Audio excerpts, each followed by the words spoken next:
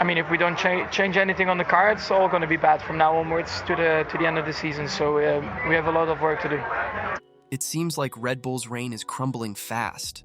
Was Verstappen's talent just an optical illusion of a superior car?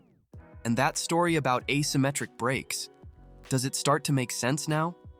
Red Bull is desperately trying to fix the car, but is it already too late? Constructors' Championship, Drivers' Championship, all at risk. So, buckle up and come with us on this tour through Red Bull's pit to understand everything.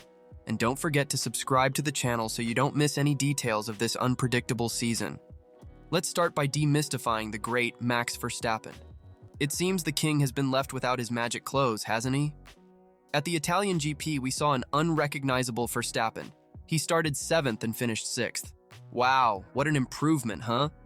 Where's that driver they said was unbeatable? Max himself is lost, calling the RB20 undrivable and a monster. It seems someone doesn't know how to deal with adversity. It's easy to be a phenomenon when you have the best car on the grid, isn't it? Let's look at the facts that don't lie. In the first 10 races, he won 7. Impressive? Not so much. Problems were already appearing, but they were masked by the car's absurd superiority. Now that McLaren has arrived in full force, it's a different story. What does this show us about the Verstappen phenomenon? Simple. Without a far superior car, he's just another driver on the grid. When the competition gets tough, we see he's not so special after all. As they say in F1, the car is 80% of the result. In Max's case, it seems it was more like 95%, isn't it? It's easy to be a champion when you have a rocket underneath you. The real test of a driver is when things get tough. After the Italian GP, Norris is just 62 points behind Verstappen. Folks, can you smell the turnaround in the air? McLaren did their homework and evolved the car impressively. That's how you do F1 engineering, people. While Red Bull struggles to understand their own car, McLaren just keeps getting better.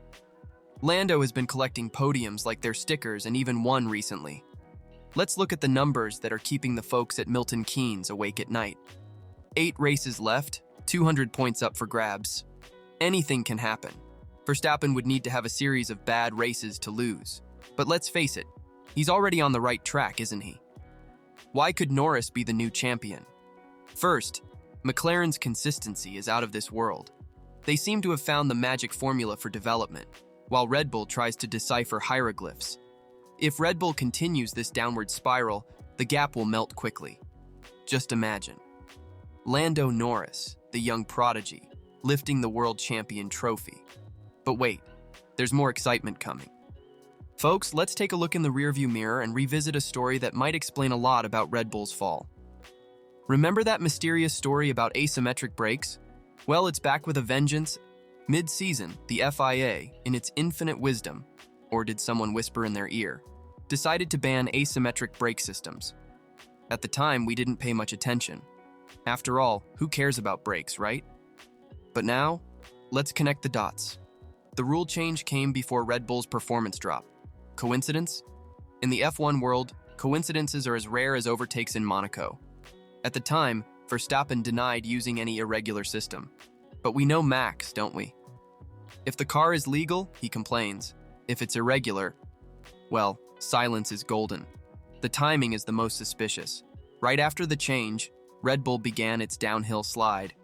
It's as if someone had turned off the magic button of total domination mode.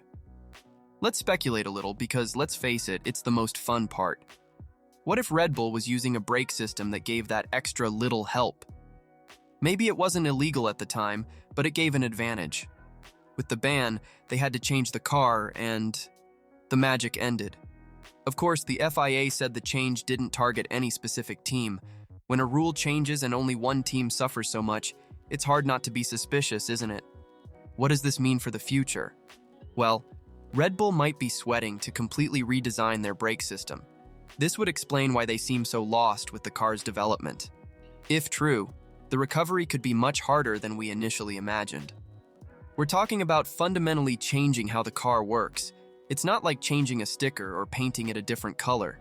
So, friends, this asymmetric brake story might be the missing piece in the puzzle of Red Bull's decline. It's not proof of anything, but it certainly gives us something to think about. Have we finally discovered the Achilles heel of the team that seemed unbeatable?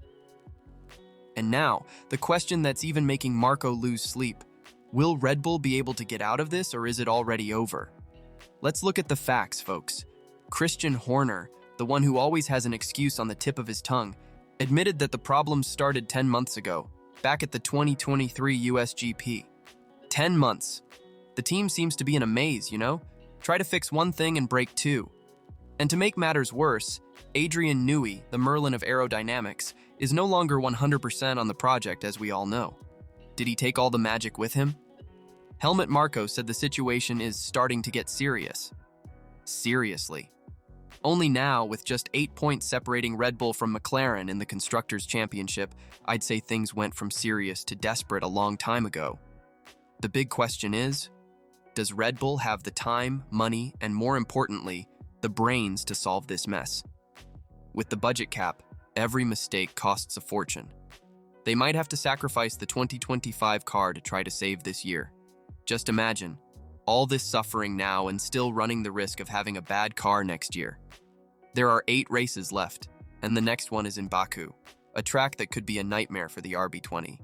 If they don't find a solution soon, we might be witnessing not just the end of a season, but the end of an era. And let's face it, there are quite a few people rooting for that, aren't there?